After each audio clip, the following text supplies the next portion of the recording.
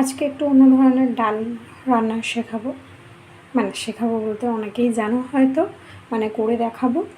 তো ডাল আমি প্রেশারে সেদ্ধ করে নিয়েছি, মুসুর ডাল 2টো সিটি দিয়েছি, একদমই পেস্ট হয়ে গেছে, দেখতে পাচ্ছ, পুরো ঘেঁটে যাবে। এটা চাইলে কড়াতেও সেদ্ধ করা যায়, কোনো অসুবিধা নেই, বাট আমি তাড়াতাড়ি যাতে হয় সেই জন্য করেছি, এরকম করে নিলাম। বাকিটা কী করে করবো একটু দেখাবো, একটু অন্য স্বাদের, ভিন্ন স্বাদের। কড়াই তেল দিয়ে দিয়েছি, তেল গরম হয়ে গেছে, এবার আমি দিয়ে দিচ্ছি একটু জিরে ফোড়ন।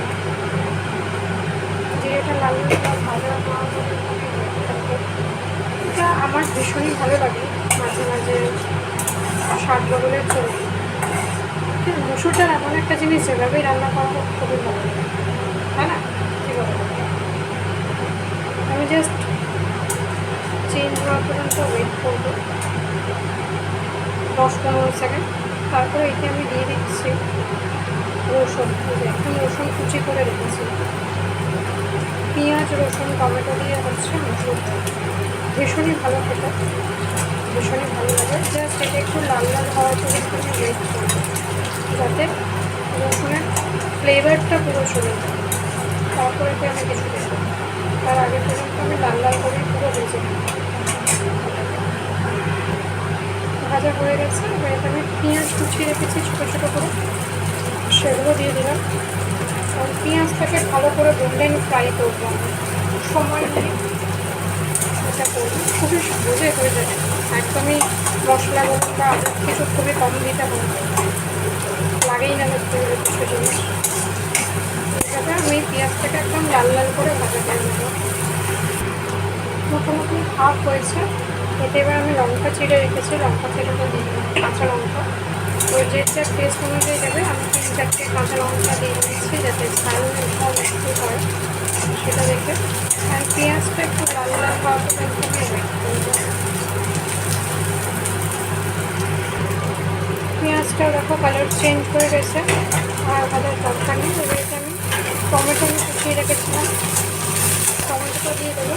আর টমেটোটা দেওয়ার পরে গ্যাসটা কিন্তু একটু নষ্ট করে দিতে হবে, আর টমেটোটা নরম হওয়া পর্যন্ত এটাকে নাড়তে হবে। এবার এখানে একটা বিষয়, পেঁয়াজটা কাঁচা থাকতে থাকতে যদি টমেটো দিয়ে দাও, টমেটোর যে রস, টমেটোর রসে কিন্তু পেঁয়াজগুলো কাঁচাই থেকে যাবে, তখন ভাজা হবে না। তো টমেটো দেওয়ার টাইমিংটা খুবই ভালো হতে হবে, এটা হচ্ছে ব্যাপার। এবার আমি ডালটা শুধুই সিদ্ধ করে নিয়েছিলাম, ওটা আমি নুন হলুদ কিছুই দেয়নি, সেই জন্য এখন আপাতত আমি নুন দিয়ে দিচ্ছি, আর একটু দেবো ফ্লাইট একটা। এই সময়টা যে গন্ধটা সিরিয়াসলি গন্ধটা ভীষণই সুন্দর, সুন্দর বেশ রসুন পেঁয়াজের একটা সুন্দর গন্ধ। এবার আমি এতে আরও কিছু জিনিস অ্যাড করবো, সেটা জানাই। সেটা হচ্ছে একটু আমি হলুদ অ্যাড করে দিলাম, দিয়ে এটাকে ভালো করে একটু নাড়াতে যতক্ষণ না টমেটোটা নরম হচ্ছে।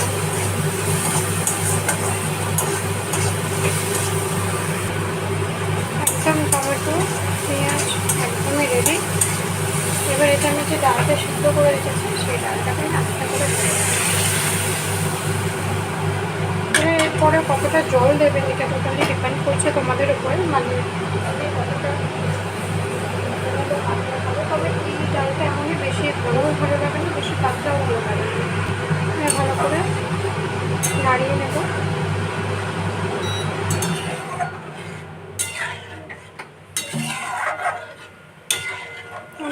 ওয়েট করবো, হয়ে গেছে, একদম ফটফট করে ফুটছে ডাল, দেখতে পাচ্ছ একদম রেডি। গরম গরম ডাল, এর সাথে কোনো কিছু ভাজা আর ভাত, ভীষণই ভালো লাগে, দেখতেই পাচ্ছ। তো অবশ্যই তোমরা এইভাবে ট্রাই করো, খুবই কম সময় এটা হয়। আর লাইক করো, কমেন্টস করো, জানিও। আরও অন্য কোনো পদ্ধতি যদি থাকে তোমাদের অবশ্যই জানিও, ঠিক আছে? তো সেইভাবেও আমি ট্রাই করতে চাই।